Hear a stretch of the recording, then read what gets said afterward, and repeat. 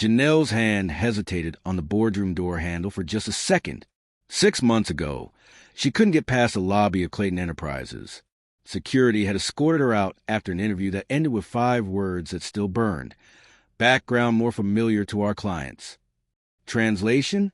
You're qualified. You're brilliant. But you're black, and we're not comfortable with that. She'd walked out that day with her dignity intact, but her dreams deferred. Now she was about to walk into that same company's executive meeting, not as a candidate, as vice president of marketing, as Whitaker's boss. Have you ever been rejected for reasons that had absolutely nothing to do with your qualifications? Drop a comment right now, because what happens next is the blueprint for turning discrimination into domination. Let me take you back to the woman Janelle was before that interview. Top-tier MBA from Northwestern.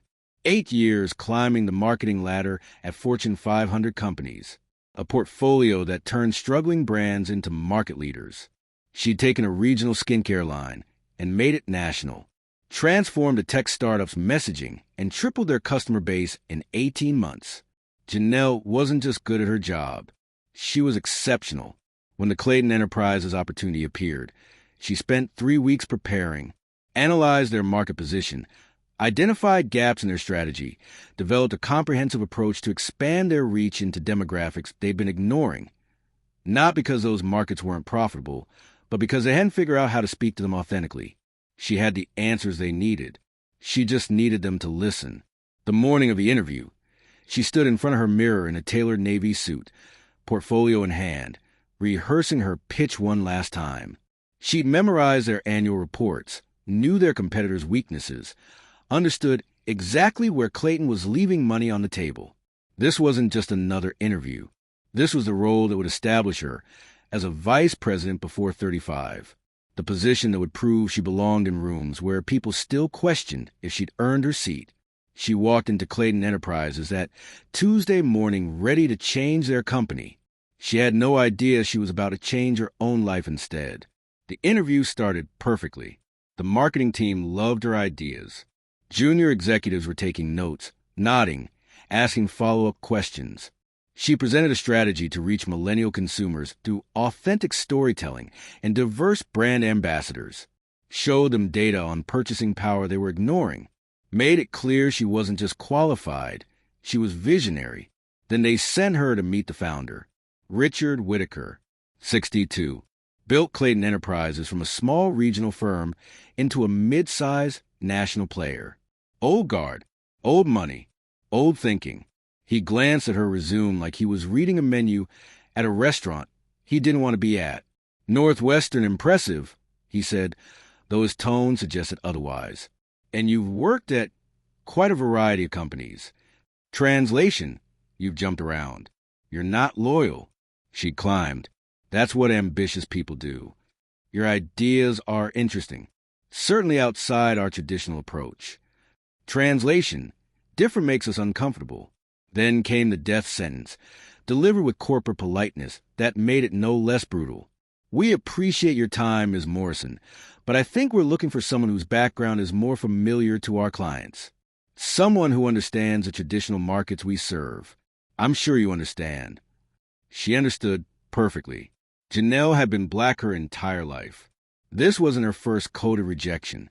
She knew the script, cultural fit, traditional approach, familiar background, all euphemisms for the same discrimination that had been dressed up in professional language since corporate America learned it couldn't say the quiet part loud anymore. I appreciate your time, she said, standing with a grace that cost her everything in that moment. She shook his hand, firmly, professionally, and walked out of that office with her head high and her heart breaking. She made it to her car before she cried, made it home before she screamed, made it through the night before she decided that Richard Whitaker's blindness was his problem, not hers.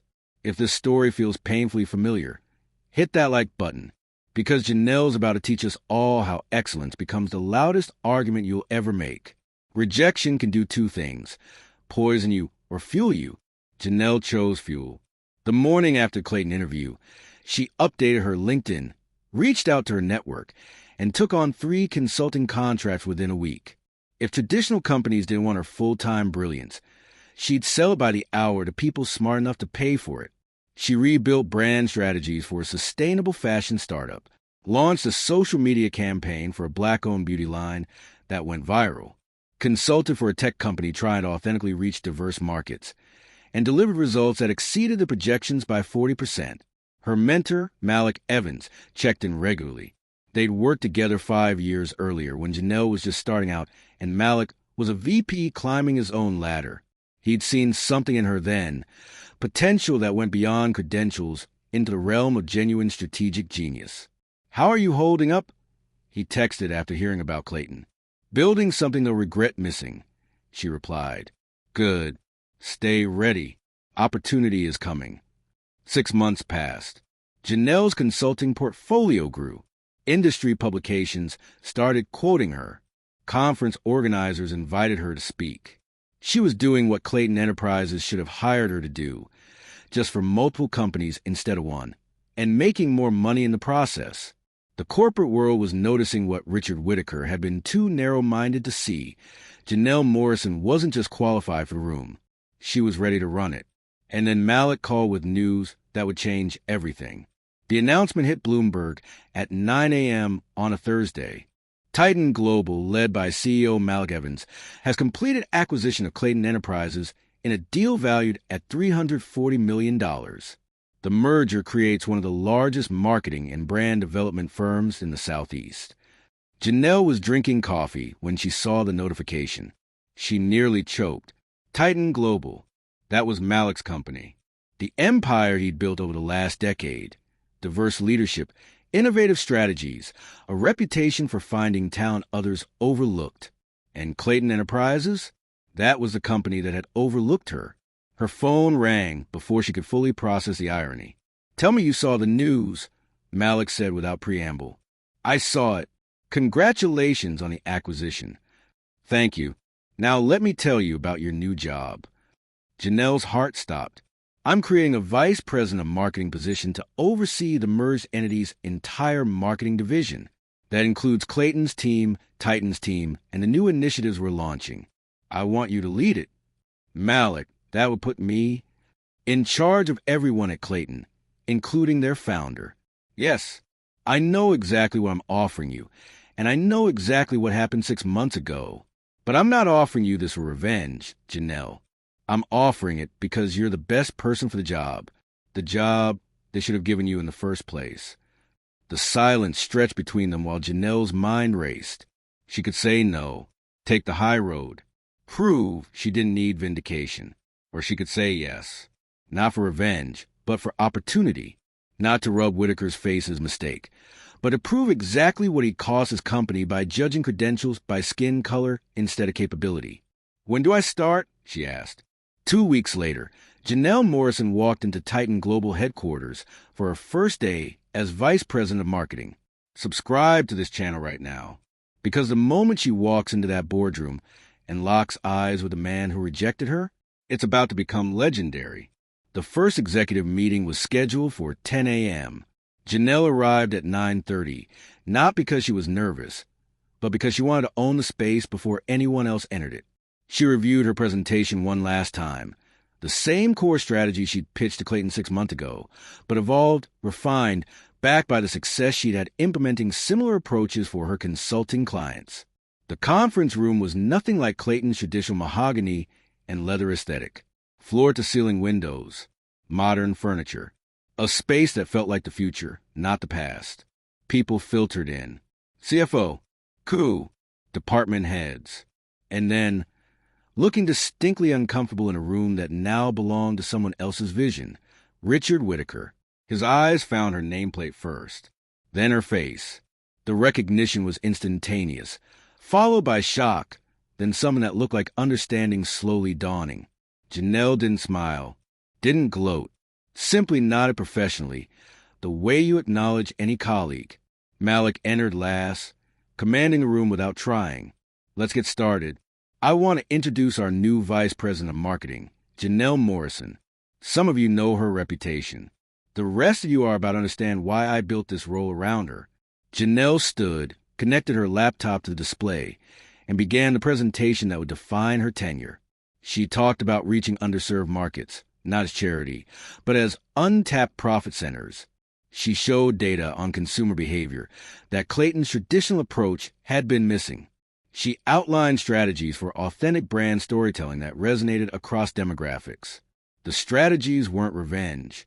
They were excellence. Board members leaned forward, taking notes. The CFO asked about ROI projections. She had them detailed and conservative. The COO questioned implementation timelines. She'd already mapped them out with contingencies. Whitaker sat silent, not contributing, not questioning, just watching the woman he'd rejected demonstrate precisely why that rejection had been the worst business decision of his career. When she finished, the room erupted in questions, good ones, engaged ones, the kind that meant people were already imagining implementation. Malik spoke over the chatter. What you're seeing is exactly why I brought Janelle on board. Her vision doesn't just meet the market where it is. It anticipates where it's going. Questions for her should go through official channels. Let's make sure she has the resources to execute. As people filed out, Whitaker lingered, clearly wanted to speak to her privately.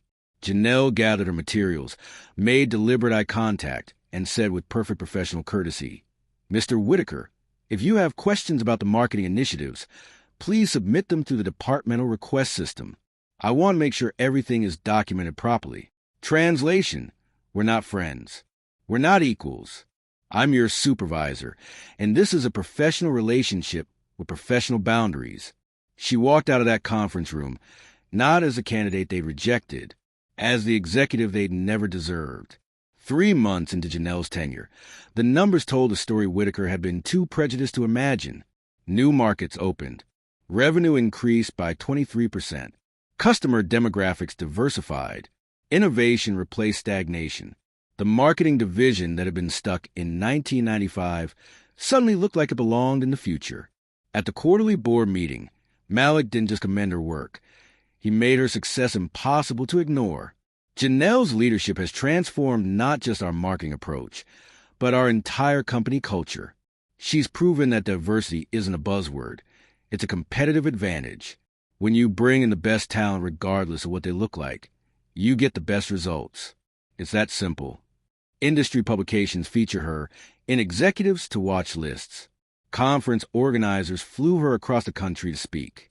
LinkedIn messages poured in from young professionals who saw themselves in her story. And Richard Whitaker? He quietly left the company 4 months after the merger. Not fired, just irrelevant. His traditional approach had been made obsolete by someone who understood that the world had changed and marketing needed to change with it. But the real victory wasn't Whitaker's departure. It was a young woman sitting across from Janelle's desk, a recent graduate interviewing for a junior position, who wouldn't face the same barriers Janelle had, because Janelle wasn't just opening doors for herself. She was removing them entirely for those who came after. In a quiet moment, Janelle reflected on the journey from that devastating rejection to this transformative triumph. The pain had been real. The discrimination had been wrong. But she'd refused to let someone else's limited vision become her limiting belief. She'd taken rejection and turned it into redirection, turned hurt into hunger, turned a closed door into a blueprint for building her own entrance. The woman who walked out of Clayton Enterprises that day had been qualified, capable, and underestimated. The woman who now led their marketing division was vindicated, visible, and undeniable. Richard Whitaker had looked at her resume and seen risk. Malik Evans had looked at the same resume and seen brilliance. The difference wasn't in Janelle's credentials. Those never changed. The difference was in leadership that understood that excluding excellence based on prejudice doesn't protect your company's values. It guarantees your company's irrelevance. Under Janelle's leadership, the merged company launched initiatives that went beyond marketing: diverse hiring programs, inclusive leadership training, mentorship opportunities for professionals from underrepresented backgrounds. She wasn't just succeeding in the system, she was changing it. Because that's what happens when you give power to people who remember what it felt like to be powerless. They don't hoard access. They expand it. Before you leave this video, I need you to do something important. In the comments, tell me about a time you were underestimated, at work, in school, anywhere, and how you prove them wrong. Then share this video with someone who's facing their own familiar background rejection right now. They need to see that closed doors aren't dead ends. They're redirections to something better. Subscribe because every week, we're bringing you stories that prove excellence always finds its place. Prejudice always ages poorly, and your breakthrough is coming even when it feels impossible. Janelle's story isn't just about one woman's triumph. It's about what happens when talent meets opportunity, when allies use their power to lift others, and when someone's biggest mistake becomes your biggest motivation. They didn't just reject a candidate that day. They rejected their own future success. And you're not defined by who can't see your value. You're defined by what you build after they prove their blindness. Keep building. Your boardroom is coming.